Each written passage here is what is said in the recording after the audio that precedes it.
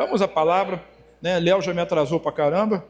Depois eu quero saber o relatório, porque eu sei que ele vai estar na 17 pregando logo mais à noite. Eu quero ver quem vai atrasar ele lá, né? E o que vai acontecer. Mas eu vou receber esse relatório no grupo, eu tenho certeza que alguém vai entregar esse mistério para mim no final do culto. Repete comigo, então, uma semente de sabedoria. Depois você dá um pulo lá no meu Instagram ou no meu YouTube e nas outras redes sociais e ouve aquele pedacinho da pregação da semana passada e vê como a coisa casou e, de fato, eu, em momento nenhum, fiquei pensando a respeito disso. Glória a Deus. Então, uma semente de sabedoria. Sabe, nós estamos no tempo das sementes. E as sementes estão sendo restauradas. Essa é a hora da semente da sabedoria. Não sei se você já parou para prestar atenção, mas lá no livro de Isaías, no capítulo 11, ele fala dos 7 Espíritos de Deus no versículo 2. E entre os 7 Espíritos de Deus, que o primeiro é o próprio Espírito Santo, e tem também o Espírito de poder e o Espírito de temor do Senhor. 3. Os outros 4, eles se manifestam assim: sabedoria, conhecimento, discernimento. Me esqueci o 4. E está gravando, que beleza. Mas tudo tem a ver com aquilo que é um projeto e um processo mental. Conhecimento, entendimento, sabedoria, sabe? Discernimento, revelação. Tudo isso faz parte daquilo que é a sabedoria de Deus, o espírito de sabedoria de Deus que vem sobre nós. E essa sabedoria nos ensina a sermos diligentes e não negligentes. Apocalipse capítulo 3, versículo 19.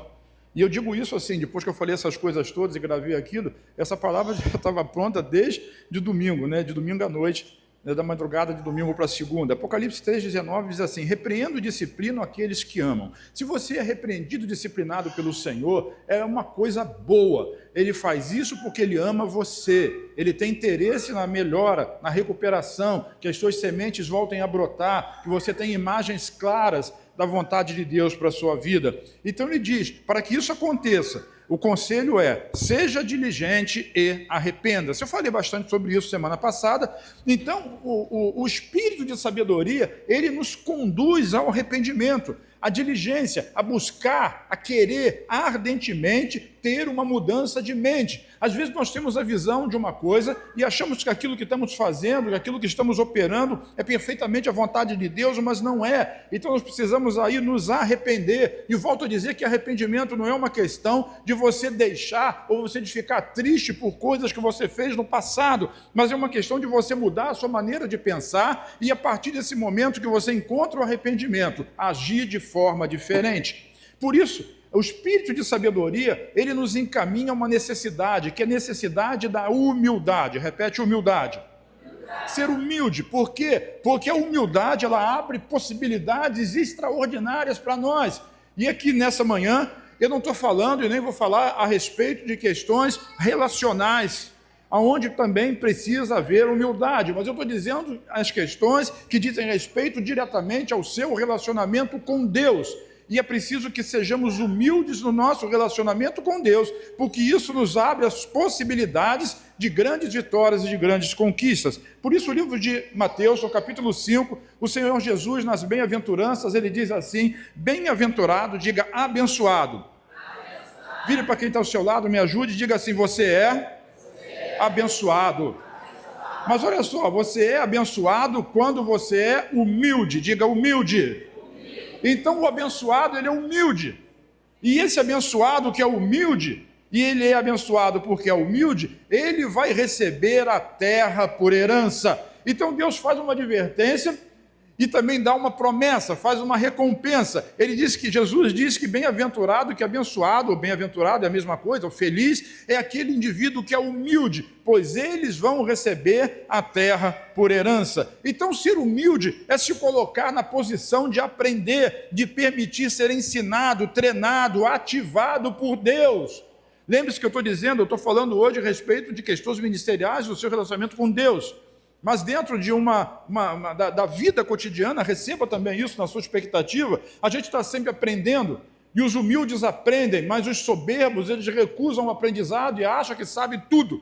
e que tem as respostas e que as suas ideias são as melhores. Então, aqui o Senhor Jesus está dizendo que quando nós nos submetemos a Deus e nos colocamos na posição de humildade, nós somos abençoados. E o que Ele nos prometeu é a terra por herança. Então, diferente da experiência natural, que rejeita muitas das vezes a sabedoria de Deus, e isso é um caminho para a derrota, nós vemos que os próprios irmãos da igreja de Laodiceia, eles se achavam ricos, cheios, abastados, cheios de recursos, eles pensavam que tinham tudo aquilo que era necessário, mas foram surpreendidos por Jesus, quando Jesus disse que eles estavam numa situação de miserabilidade, e que eles eram pobres, cegos e nus, porque aquele que tem os olhos como chama de fogo, ele tudo vê, ele tudo enxerga, ele vai além daquilo que é aparente. Então, aquela igreja, ela não era uma igreja humilde, ela tinha uma falsa sabedoria, mas na verdade ela estava precisando demais do arrependimento. Diga arrependimento. Arrependimento é mudança de forma. Eles precisavam ver diferente, eles precisavam entender diferente. E é disso que nós estamos falando aqui. É essa humildade que vai nos fazer conquistar a terra da promessa que Deus fez para cada um de nós. Você tem uma terra de promessa e está vivendo a vida, está ficando velho e não está estabelecendo. Por quê? Porque muitas das vezes você está sempre colocando aquilo que você acha melhor na frente ou acima daquilo que Deus acha que é melhor. Então, eu vou usar alguns exemplos aqui para ilustrar essa ideia da questão da sabedoria que leva à humildade. Vamos entender juntos que a sabedoria que leva à humildade. A sabedoria nunca leva ninguém à arrogância, porque o verdadeiro sábio ele está sempre aprendendo, mas o arrogante é aquele que acha que já sabe tudo e que não tem absolutamente nada para aprender com ninguém. Repete comigo assim uma pergunta que Deus fez: aonde você estava? Para quem Deus fez essa pergunta? Você vai lembrar de Adão. Onde é que você está, Adão? Mas não, eu estou falando de Jó. Jó faz a pergunta, Deus faz essa pergunta para Jó, lá no livro de Jó, no capítulo 38, versículos de 1 a 4. E esse é um argumento de Deus, é uma resposta. Fala comigo assim, resposta. Essa é uma resposta que Deus dá a Jó por causa dos argumentos de Jó. Todos nós sabemos que Jó sofreu pra caramba, muita coisa, mas não durante muito tempo. E às vezes nós, em comparação ao tipo de Jó, que é a pessoa que sofre por amor a Deus, amor a Cristo, às vezes nós estamos sofrendo por anos e anos e anos e anos e anos e anos. Jó teve um sofrimento intenso, mas curto, que durou, segundo os teólogos, no máximo 9 meses. E no período daqueles meses, ele foi questionado e contestado pelos seus amigos, que estavam procurando nele culpa, ou seja, um motivo para ele estar passando por aquela situação de dor, de sofrimento, de miserabilidade, que nenhum de nós aqui jamais passou. E eu ouso dizer que nem vai passar. Eu gostei desse amém, esse foi um bom amém. Esse é um bom amém. Jó 38, vamos ver aqui o versículo de 1 a 4, diz assim: então o Senhor respondeu a Jó no meio da tempestade. Quando é que Deus respondeu a Jó? Em que momento? No meio da tempestade, Deus continua não apenas ouvindo você, mas Ele continua falando com você. Agora você precisa ter a humildade de entender e de ouvir aquilo que Ele está dizendo. Então, o versículo termina assim: e disse Ele, disse Deus. Olha o versículo 2. Quem é esse que obscurece o meu conselho com palavras sem conhecimento? Deus começa falando assim com Jó: quem é esse que está obscurecendo aquilo que eu digo, o meu conselho, as minhas palavras, e não tem de fato conhecimento daquilo que está falando? E Jó estava ali na questão dele, no argumento dele. Se você ler os capítulos anteriores, você vai ver o diálogo com os amigos dele, defendendo a sua posição, a sua justiça. E Deus questiona ele dessa forma. O versículo 3 continua dizendo assim, vamos lá: prepare-se como simples homem, vou fazer-lhe perguntas e você me responderá.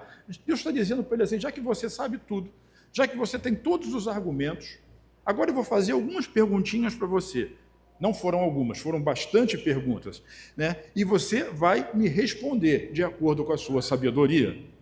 O versículo 4 então diz assim: Onde você estava? Olha aí o tema. Repete lá. Pois é, você que tem tantos argumentos e tantas queixas, e às vezes os crentes têm assim, quando passa por um período pequeno de dificuldade, de sofrimento, de problema, de relacionamento, de família, eles acham que Deus abandonou ele, mas a resposta ela vem invertida da parte de Deus, e é Deus quem pergunta para nós, onde é que você estava? Se você acha que eu deixei você sozinho, onde é que você estava quando eu lancei os alicerces da terra? Onde é que você estava? Responda-me, se é que você sabe tanto. Ele diz isso. Eu não vou continuar lendo, mas assim, todo esse capítulo 38, depois do 39, depois do 40, Deus vai fazendo colocações e mais colocações, e mais colocações, e mais colocações, que Jó simplesmente não tem como responder. Por quê? Porque não tem conhecimento, porque não tem sabedoria, porque era preciso que ele fosse colocado exatamente aonde ele deveria estar, que é no seu lugar. As pessoas acham que todo indivíduo que está sofrendo, ele é humilde. Não é. Humildade verdadeira é você se submeter. E se você está passando pela prova, como dizia o Lázaro, passe pela prova dando glória a Deus. Porque se ele permitiu que você entrasse lá, e às vezes você entrou, na maioria das vezes por sua própria conta, mas ainda assim ele continua contigo, continua te abençoando, e ele vai perguntar, onde é que você estava quando eu fiz isso? Onde é que você estava quando eu fiz aquilo? Qual é o teu conhecimento? Quem é você para questionar aquilo que eu estou dizendo? Oh, meu Deus, traz revelação para nós. Sabe, isso é uma chamada de Deus à humildade. Era necessário que Jó acreditasse, porque a sua fé é que vai te levar para o outro lado. Como Jó não tinha o que responder, Jó se coloca no seu lugar. Eu vou pular os capítulos de todas as perguntas e vou passar para o capítulo 42. Vamos ler aqui o versículo de 1 a 6, que Jó diz assim: Então Jó respondeu ao Senhor. Vamos ver o que Jó responde. Sei que podes fazer todas as coisas. Nenhum dos teus planos pode ser frustrado. Aí Jó começa a reconhecer quem é Deus e quem ele é. Versículo 3, continua. Tu perguntaste, quem é esse que obscurece o meu conselho sem conhecimento? Jó responde, certo é que falei de coisas que eu não entendia, coisas tão maravilhosas que eu nem poderia saber. Versículo 4, tu disseste, agora escute e eu falarei. Vou fazer-lhe perguntas e você me responderá. O versículo 5 ele diz assim, meus ouvidos já tinham ouvido a teu respeito, mas agora, diga agora, os meus olhos te viram. Quando é que os olhos de Jó viram verdadeiramente a Deus? Quando ele foi confrontado com a sua falsa humildade. Quando ele foi confrontado com a sua situação e com a posição de Deus. Às vezes nós estamos ouvindo e ouvindo e ouvindo, e cada palavra é uma semente, é uma semeadura, é uma imagem que é postada na nossa mente, mas a gente não está entendendo, porque a gente continua querendo que a palavra se adeque à nossa vida, à nossa visão, aquilo que a gente quer, quando na verdade isso tem que ser o contrário. A humildade diante de Deus é reconhecer a mão dele, aquilo que ele está fazendo. Então ele diz, os meus ouvidos já ouviam falar. Quanta gente na igreja que tem fama que está vivo, mas está morto, já ouviu, e já ouviu, e já ouviu, e já ouviu, mas não conseguiu ainda ver Deus agindo na vida dessa pessoa, na sua vida, na vida de alguém que você conhece. Mas agora os meus olhos te viram. Então o versículo 6 ele diz assim, por causa disso, menosprezo a mim mesmo, e me arrependo no pó e na cinza. Olha tudo que a gente precisa ouvir está nesse versículo. Menosprezo a mim mesmo, ou seja, eu me humilho, me coloco na posição de homem, de simples homem, e me submeto à tua boa, perfeita e agradável vontade. E me arrependo. Antes eu pensava daquele jeito, mas a partir de agora que eu tive a revelação, eu vou pensar diferente. Vira para quem está ao seu lado e diga assim, o desafio é pensar diferente. Seja diligente, como diz o texto de Apocalipse, capítulo 3, e arrepende-se, mude a sua forma de pensar, submeta a sua forma de pensar à forma de Deus pensar. Afinal, você tem a mente de Cristo, você é criado à imagem e semelhança do Senhor. Repete comigo assim, humildade. Sabe, humildade é uma condição necessária para virar a página. Pense muito nisso, medite a respeito nisso, se coloque nessa condição. Vamos a outro exemplo. Pedro, diga comigo, Pedro. Pedro era convencido chegava a ser arrogante, ele se achava melhor do que todos os outros discípulos e chegou a determinado dia ao ponto de repreender o próprio Jesus. Quando Jesus levou para a cruz, ele disse: não faça isso. Era arrogância, era o orgulho, que chegou não apenas ao ponto de repreender, de se achar melhor do que os outros 11, mas de achar-se melhor, inclusive, do que o próprio Cristo. Agora, todo mundo aqui se lembra muito bem de como ele caiu da sua soberba, e numa mesma noite, ele chegou a negar Jesus 3 vezes. Eu estou pronto para ir contigo para a prisão e até a morte. E Jesus olha para ele e diz assim: Pedro, eu orei por você, porque hoje, antes que o galo cante, você vai me negar 3 vezes. E a coisa aconteceu exatamente como Deus falou. O orgulho, a soberba, o convencimento de Pedro, sabe, às vezes a gente fica olhando para o irmão e criticando a vida de alguém porque fez isso ou porque fez aquilo, achando que eu nunca faria isso. Isso muitas das vezes é orgulho, isso é soberba. Você se acha mais justo, se acha melhor. Todo nível de comparação dentro da igreja é um nível de justiça própria. Quando você tenta se estabelecer um padrão de comparação e começa a se achar que é melhor do que quem quer que seja, você está se baseando muito mais na sua justiça do que na justiça de Deus. Então a palavra é: seja humilde. Seja humilde. A humildade é necessária. Então, depois de Pedro passar por todo esse processo e de ser reconduzido ao ministério, ele começa a dar conselhos à igreja. Vamos ver o conselho que Pedro dá lá em 1 Pedro, capítulo 5, versículos de 6 a 11. Ele diz assim: portanto, humilhem-se debaixo da poderosa mão de Deus. Vamos ler esse trecho juntos aqui? Portanto, vire para quem está ao seu lado e diga isso para essa linda pessoa.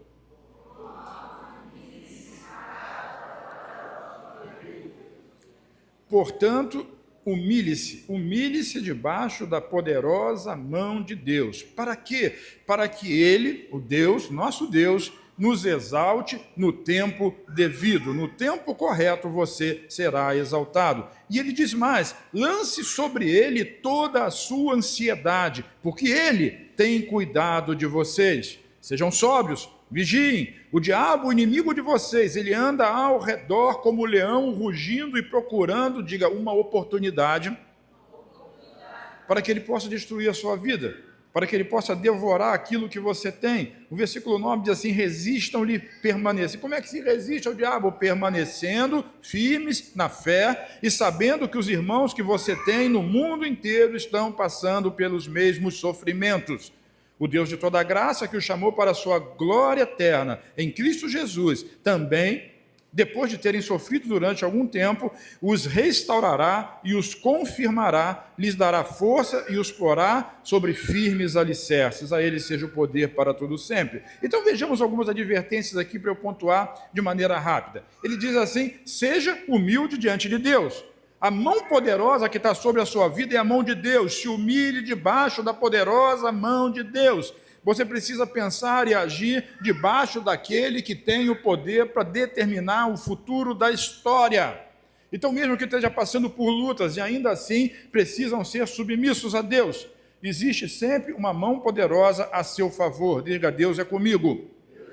É o que Paulo diz lá em Romanos 8: se Deus é por nós, quem será contra nós? Agora, a proteção necessária é a proteção do Salmo 91, é aquele que habita debaixo do esconderijo do Altíssimo, a sombra do Onipotente descansa, debaixo da vontade de Deus. Direi do Senhor: Ele é o meu refúgio, a minha fortaleza, o meu Deus em quem confio. Ele me livrará do laço do passarinheiro, da peste perniciosa. É Ele que me cobre com as suas penas e debaixo das suas asas eu estou seguro. Esse é o lugar de proteção. Quando nós saímos disso, para a nossa própria ideia, para a nossa própria opinião, nós estamos fugindo daí.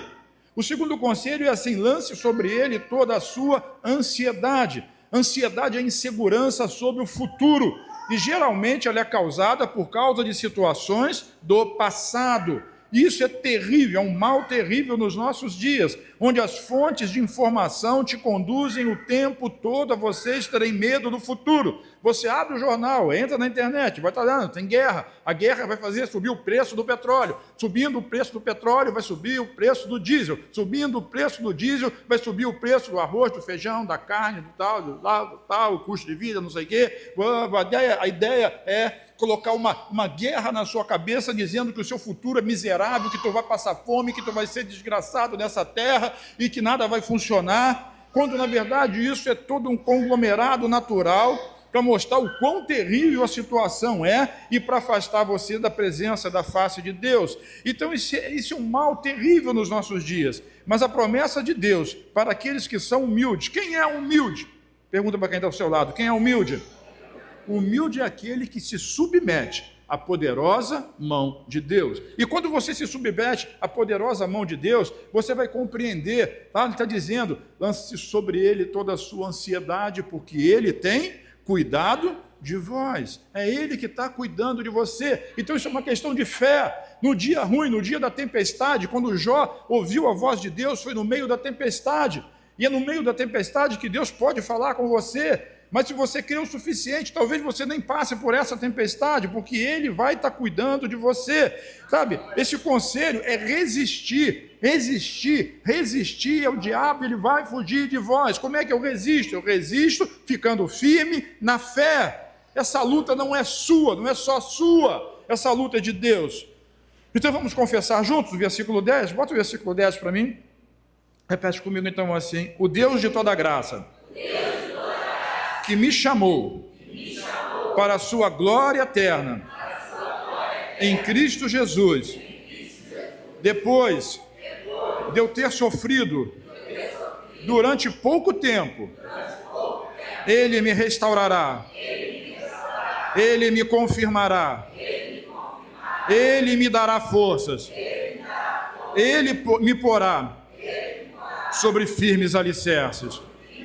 É disso que eu estou falando, essa é a palavra que tem que estar na sua boca. É Ele, é por Ele, é através dEle, o Deus de toda graça, o Deus da abundante graça, o Deus da justiça, Ele que nos chamou para essa glória, é Ele que vai nos restaurar, é Ele que vai confirmar aquilo que Ele falou, é Ele que vai nos dar força, é Ele que vai nos colocar sobre alicerces firmes. Diz amém, dá um glória a Deus, dá um aplauso ao Senhor Jesus.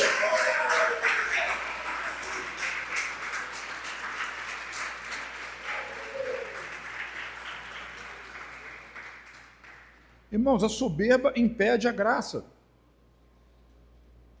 Repete para afirmar isso na sua mente. Diga: a soberba impede a graça. Soberba e orgulho é se achar mais do que na verdade é. Lembre-se, eu estou falando aqui sempre com relação a Deus. Mas muito cuidado quando você entra em comparação com quem quer que seja. Não faça isso. Sobretudo dentro da igreja, não se compare. Deus tem uma graça para a vida de cada um de nós. E cabe a cada um de nós executar e exercer, não receber essa graça em vão, e fazer da melhor forma possível tudo aquilo que o Senhor colocou nas nossas mãos para fazer. Entende isso? Esse é o segredo, essa é a importância, isso é o segredo da parte de Deus. Então o antônimo de humildade é soberba, que também é conhecido como orgulho. Então o espírito de sabedoria, ele precisa agir em nós. Com diligência precisamos mudar, buscar a mudança de mente, porque a soberba impede a graça. Esse texto está lá em Tiago, capítulo 4, versículos de 6 a 8. Olha só, diz assim: mas Ele nos dá cada vez mais graça. Vire para quem está ao seu lado, Deus tem para você cada vez mais graça. Ele tem para você cada vez mais graça, nunca vai lhe faltar graça sobre graça, o que diz João lá no seu livro, no primeiro capítulo do livro de João, graça sobre graça, é o que o Paulo diz, abundância da graça, não vai lhe faltar graça. Então cada vez Ele tem para nós mais do favor e da graça dEle sobre as nossas vidas. Lembra-se que eu falei algum tempo atrás, quando Paulo ora contra o espinho que está na carne, ou seja, o sofrimento que ele estava passando, e Deus diz para ele: a minha graça arqueu, a minha graça te basta, a minha graça é muito mais, diga muito mais. Ela é provisão, ela é muito mais do que o suficiente, ela não é simplesmente ali um subterfúgiozinho para anestesiar aquela sua dor e o seu sofrimento momentâneo. É muito mais do que isso, é muito mais do que você precisa para poder abundar e sobreabundar nessa vida. Então Pedro está dizendo, por isso ele tem cada vez mais graça para nós. E ele diz assim: Deus resiste aos soberbos. Sabe, às vezes, por que a graça de Deus não está se manifestando na minha vida? Porque eu estou agindo e estou me colocando diante de Deus na posição de soberba. Então Deus resiste ao soberbo, mas ele dá graça aos humildes. Cada vez mais graça para aquele que se submete a ele. Cada vez mais resistência para aqueles que se acham soberbos diante da direção que Deus dá para eles. Como é que eu posso ser soberbo? Não dá para eu entrar aqui em detalhes a esse respeito, mas entenda que Deus se manifesta para nós hoje através da sua palavra, e você precisa conhecer a palavra, porque na palavra ele dá direções, é o logos de Deus, ele dá direções de comportamentos, e se eu insisto e persisto e persevero, e a gente é assim, a gente insiste, persiste e persevera em agir de maneira diferente daquilo que Deus está dizendo. Esse tipo de gente é gente que resiste a Deus, e quando resiste a Deus, a graça se afasta. Mas quando você é humilde e se submete, a graça se manifesta, porque Deus dá graça aos humildes, mas resiste aos soberbos. Então ele diz assim: olha como deve ser o comportamento daquele que crê. Portanto, por causa disso, sujeite-se. Diga para quem está ao seu lado: sujeite-se. Sujeite-se a quem? Sujeite-se a Deus. Tem muita gente que está falando e fazendo e vivendo o inverso. Eles se sujeitam ao diabo e resistem a Deus.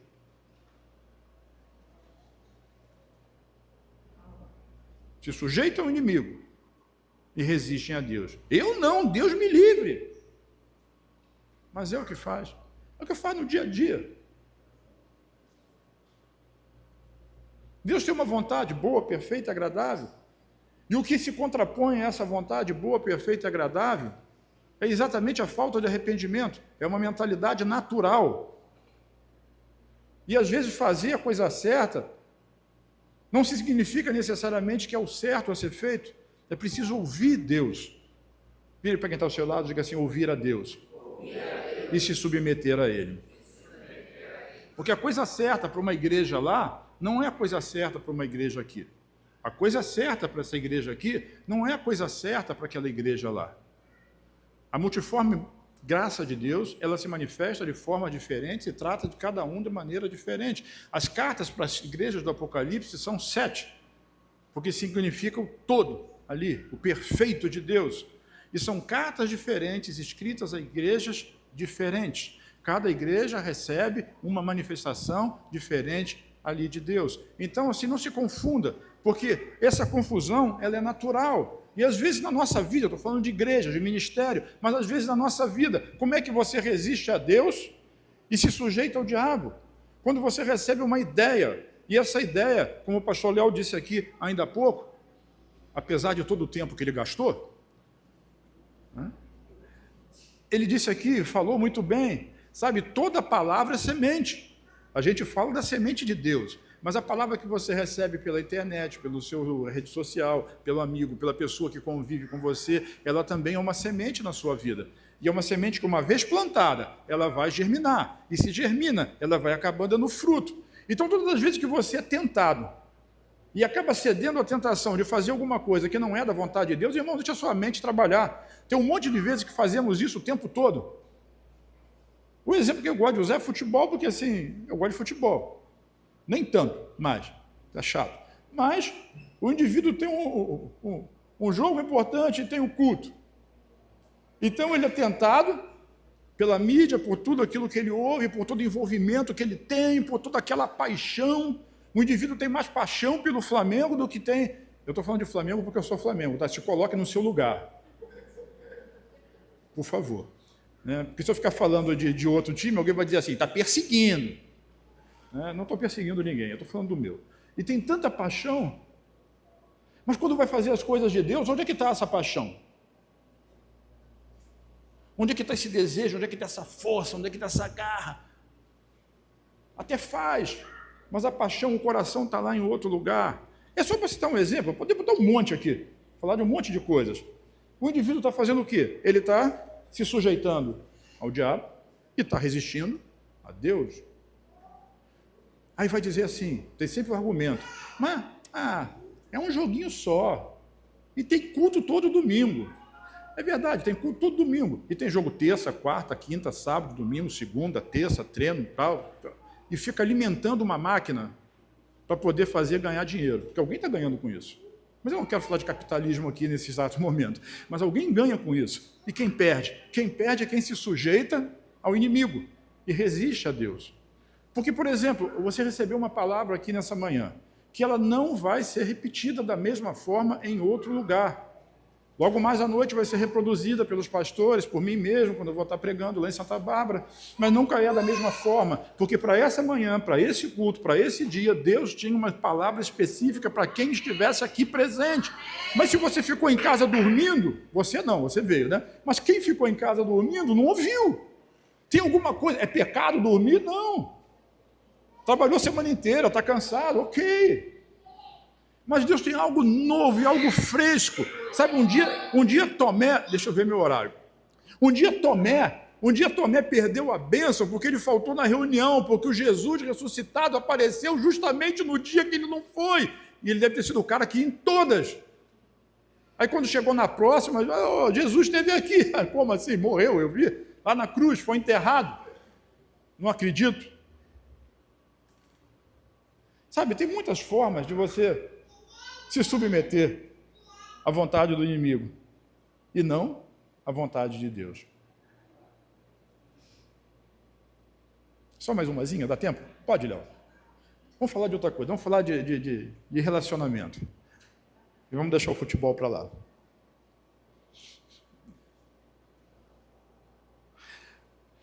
Aquela esposa carinhosa, eu estou falando de esposa, hein? Mas às vezes não é esposa. Mas aquela esposa carinhosa, que nem sempre é tão carinhosa assim. Aí o varão, o irmão, está na hora dele ir para o culto, dele ir para a célula, e ela diz para ele assim, amor, vem cá, fica comigo só hoje, eu tenho uma coisinha tão boa para você.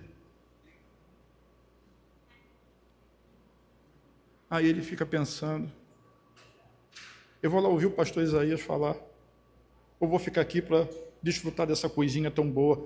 Usa a sua imaginação. E o que ele vai preferir? Preferiu o pastor Isaías, desvia. Não, não vai fazer isso. Tem alguma coisa da esposa dizer e dar coisinha tão boa para o marido? Não, não tem. Mas o que ela quer? Ela é Eva, manipulando e querendo desvirtuar. E depois vai se queixar. Pode ser o contrário também. Você vai para a igreja de novo, mulher? Vai casar com Jesus. Não sabe ele que Jesus é casado com um monte de gente. Principalmente com Daiane. Quem tem ouvidos, ouça o que o Espírito diz à igreja. E fica bloqueando. Entende? Existem muitas formas de você se submeter ao inimigo e resistir a Deus. Mas quando você se submete a Deus, a poderosa mão de Deus, e resiste ao diabo, ele vai fugir de você. Diz amém? Amém. E ele vai continuar dizendo assim, vamos avançar. Portanto, 8. Cheguem perto de Deus. Vire para quem está ao seu lado e diga, chega perto. E ele vai chegar perto de você. Sabe, isso é interessante, parece que Deus está longe, quando você dá um passo, ele vai dar um passo na sua direção, mas Deus é Deus, ele está sempre perto de você é que anda fugindo dele por causa das escolhas, das decisões que você faz. Então chegue perto, ele vai estar lá te esperando de braços abertos, limpe as mãos, pecadores, e vocês que são indecisos. Sabe, outra versão vai dizer de ânimo doble. Você que é indeciso, você que é Laodiceia, que é assim, se der, deu, tanto faz, se puder, pode, se não puder, não pode, não é frio nem quente, é morno, não tem compromisso, não tem perseverança, não tem diligência, não tem amor, não tem paixão. E vocês que são então indecisos, purifiquem o coração. Em outras palavras, se arrependa.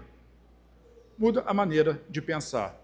Quantos querem ser abençoados? Amém. Quantos querem se submeter a Deus? Amém. Desde que não atrapalhe o projeto que eu tenho. Oh, meu Deus, isso é fantástico, isso é maravilhoso. Bota o Salmo 127 para mim, Vitor. Esse nem está aqui, né? Tenho 10 minutos. Salmo 127. Isso é para quem gosta de trabalho. Falei de futebol, falei de casamento, falei bom, de trabalho, né? Eu acho que a maioria das pessoas não gosta do trabalho, né? Nem de levantar cedo, de dormir tarde, gosta, fazendo outra coisa. Mas olha o que Deus diz a respeito da sua prosperidade e de você ganhar dinheiro. Se o Senhor não edificar a casa, em vão trabalha os que a edificam. Se o Senhor não guardar a cidade, em vão vigia a sentinela. Bota o próximo. É inútil levantar de madrugada, dormir tarde, comer o pão que conseguiram com tanto esforço. Porque aos seus amados, quantos são amados de Jesus? Ele dá para você enquanto você dorme. Se submeta a Deus. Qual é a mente do diabo? A mente do diabo é assim. Eu não estou dizendo que você não vá se esforçar. Você vai se esforçar e vai trabalhar. Paulo diz, eu trabalhei mais do que todos os outros, mas debaixo de uma palavra, de fé. Porque você se esforçar simplesmente no seu esforço, é só o seu esforço.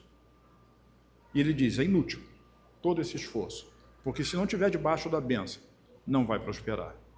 Agora, debaixo da bênção, debaixo da graça, a abundância da graça vai te levar a grandes medidas de fé e de prosperidade. Quem diz amém para mim? Sabe, assim, isso parece às vezes que a gente está falando muito a respeito de lei, mas não é. É de fato a graça de Deus se manifestando. Então, como é que eu posso me submeter a Deus? Vou repetir mais uma vez, eu me submeto a Deus, me submetendo e obedecendo a sua palavra. Então, assim, o principal mandamento, fala comigo, o principal. Diga de novo, principal. Principal mandamento. Os mandamentos acabaram? Não, mas o principal mandamento da nova aliança é esse. Olha aí, 1 João capítulo 3, versículo 23. Olha o que João diz. Esse é o seu mandamento. O seu aí está falando de Jesus. Esse é o seu mandamento. Qual é o mandamento? Lê comigo. Que creiamos no nome do seu Filho, Jesus Cristo. Qual é o grande mandamento? Qual é o único e principal mandamento? Que creiamos no nome do seu Filho, Jesus Cristo. Porque quando você crê certo, você vai viver certo. E assim, o segundo mandamento que ele cita é uma consequência do primeiro. Ele diz assim, e que nos amemos uns aos outros, como ele nos ordenou. Então esse é o mandamento. O versículo 24 diz assim, os que obedecem aos seus mandamentos permanecem nele, se humilham, estão debaixo da poderosa mão de Deus. E Deus e Jesus está neles. Desse modo sabemos que ele permanece em nós e pelo Espírito que ele nos deu. Glória a Deus. Isso é maravilhoso. Vamos terminar. Nós precisamos reconhecer, irmãos, que sem ele a gente vive no limiar da miséria. Muitos anos atrás, eu estava conversando com um amigo já falecido, e eu tinha recém passado no concurso do Estado, agora de status de funcionário público, e eu estava pensando em abrir a empresa, né, o laboratório, a franquia do laboratório, e esse amigo meu, médico, ele falava para mim assim, olha, ser funcionário público é muito bom, mas imagina que você está num poço, como se fosse um poço de elevador, e lá no fundo desse poço tinha uma quantidade enorme de fezes, uma fossa. Você ser o funcionário público é você estar num patamar estável.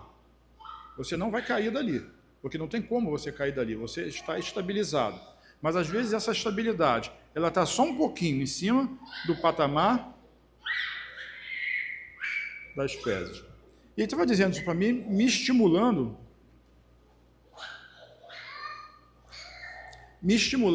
a abrir, a empreender, para fugir do patamar da mediocridade, para fugir do patamar, sabe, às vezes quando a gente vive essa vida baseada na questão natural, a gente fica muito limitado e está muito pertinho da miserabilidade. E não é isso que Deus tem para nenhum de nós. Então a palavra de sabedoria diz, se humilhe debaixo da poderosa mão de Deus. Tiago capítulo 4, versículo 9, diz assim: reconheça, vire para quem está ao seu lado e diga: reconheça. Reconheça a sua miséria. Reconheça a sua miséria. Olhe para a sua vida, perceba, eu não estou em miséria. Isso é Laodiceia dizia a mesma coisa. Jesus disse: é miserável. Então cuidado. Olhe para a sua vida do ponto de vista de Cristo, com a mente de Cristo. E analise isso. Ele diz assim, Tiago aqui é irmão de Jesus. Eu acho que esse Tiago aqui, irmão de Jesus, ele conhecia bem a miséria dele, porque ele perseguiu Jesus pra caramba. E depois teve que se converter e se submeter ao seu irmão mais velho. E aí eu estou falando do irmão da carne. Todos os dois nasceram de Maria. Um era filho de Deus, outro era filho de José. Então reconheça a sua miséria. Diz assim: lamentem e chorem, que o riso de vocês se transforme em pranto, e que a alegria de vocês se transforme em tristeza. O versículo 10 ele diz assim: humilhem-se diante do Senhor. Vamos repetir juntos? Humilhem-se diante do Senhor. E Ele os exaltará, é Ele que levanta, é Ele que exalta, é Ele que faz crescer. E qual é a nossa posição? A nossa posição é nos submetermos a Ele, nos humilharmos diante dEle, é você se colocar na sua posição e reconhecer que Ele está acima de você, como Ele disse para Jó: onde é que você estava quando eu fiz isso, quando eu fiz aquilo outro, quando eu fiz mais aquilo? Não tenho nem o que responder, eu já tinha ouvido falar do Senhor, dizia Jó, mas hoje os meus olhos te veem. Jó estava se colocando na posição dele, e o que aconteceu na vida de Jó é que a partir daquele momento Deus restituiu ele tudo em dobro. Deus restituiu tudo a ele quando ele se humilhou, quando ele se colocou na posição dele e reconheceu Deus. Enquanto Pedro negava, ele era ridicularizado, a sua soberba caiu, ele foi destruído. Mas quando ele foi reconduzido ao ministério, ele passou a ser o homem que, através da sua instrumentalidade, mais de 3.000 pessoas se converteram no dia de Pentecostes lá em Jerusalém. Humilhe-se diante do Senhor e Ele te exaltará. Tem coisas que você está vivendo e está lutando durante longos anos da sua vida e parece que não está acontecendo absolutamente nada. Desista de ficar lutando pela sua própria força, mas continue lutando, sim, mas debaixo da palavra e da direção que o Senhor tem para a sua vida. Se humilhe diante dEle, é Ele que entende, é Ele que sabe. Afinal, onde é que você está? O que você estava fazendo? Quando ele. É isso que pode mudar a história da sua vida. Quem está me entendendo diz amém. Você consegue crer nisso? Quando nos humilhamos diante do dono de tudo, que é o Senhor, Ele nos exaltará. Por quê? Porque os nossos caminhos não são os caminhos dele. A sabedoria de Deus nos ensina a não sermos sábios aos nossos próprios olhos, mas a confiar no Senhor de todo o nosso coração. Fica de pé se você recebeu essa palavra, em nome de Jesus.